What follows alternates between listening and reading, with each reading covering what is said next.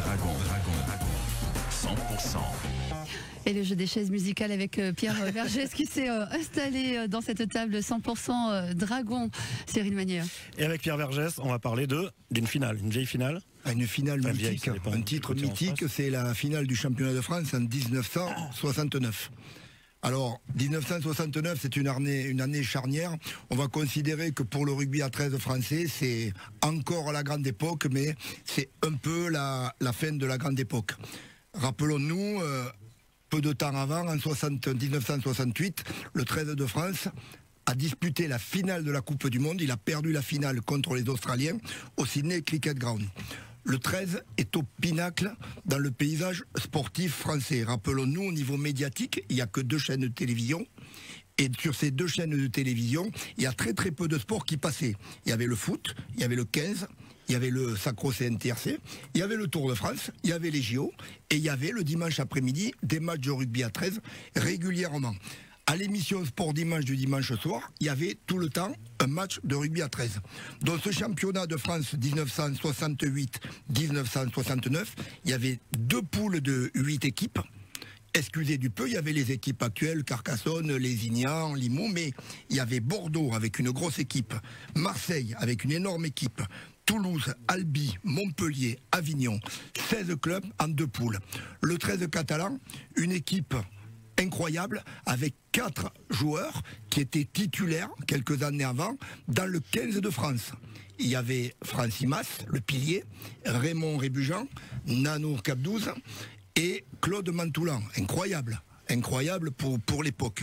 Donc le 13 catalan, malgré cette grosse équipe, se qualifie de justesse à l'issue de la première phase. Il tombe en quart de finale contre l'ASC, il les bat 9-6.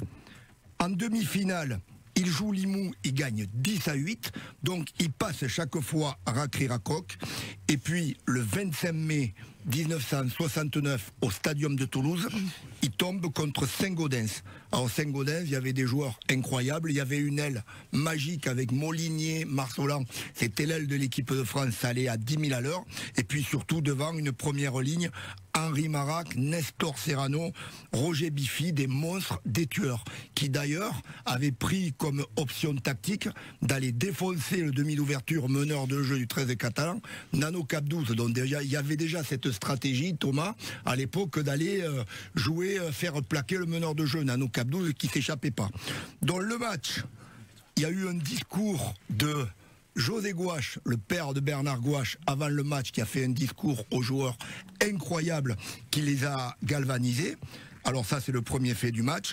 Et puis, les autres faits du match, à un quart d'heure de la fin, 20 minutes, un quart d'heure de la fin, Nano Capdouze sort avec la tête complètement ouverte. C'était le meneur de jeu et le buteur. On pensait qu'il ne reviendrait pas. Il est revenu avec la tête complètement bandée. On lui a fait des points de suture sur le bord de la touche. À ce moment du match, Saint-Gaudens mène 11-10. Et là, il y a 10 minutes de folie de Nano Capdouze qui fait de tout sur le terrain, mais ils n'arrivent pas à marquer. Et là, il reste 10 minutes à jouer. Pénalité pour les Catalans qui sont menés d'1 point. Pénalité en moyenne position. Nano Capdouze ne peut pas la taper parce qu'il a du sang qui ruisselle de partout. Il est incapable de buter, il a du sang plein la tête. On demande à Claude Mantoulan de prendre le but.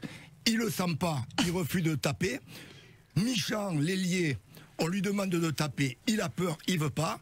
Et c'est Michel Penaranda, le centre, qui prend le ballon et qui passe la pénalité de la gagne pratiquement à la dernière minute. Le 13 catalan remporte cette finale incroyable 12-11.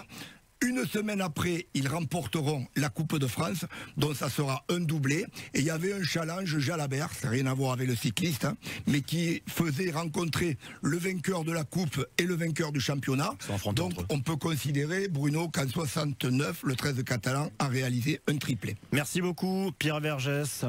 Thomas, un dernier petit mot sur comment ça va se passer l'intersaison. Là maintenant, tout le monde en vacances. Enfin, tout le monde en vacances, il y en a qui vont encore des échéances sérieuses à venir. Mais on a fait tous les Dragons. On a fait tous les bilans là, pendant la semaine. Là maintenant un peu de repos et après une reprise début novembre. Donc ça va faire du bien. Avec les effectifs disponibles. C'est ça, parce qu'il y a la Coupe du Monde qui commence autour du 20 octobre. Donc oui, un effectif réduit pour la reprise.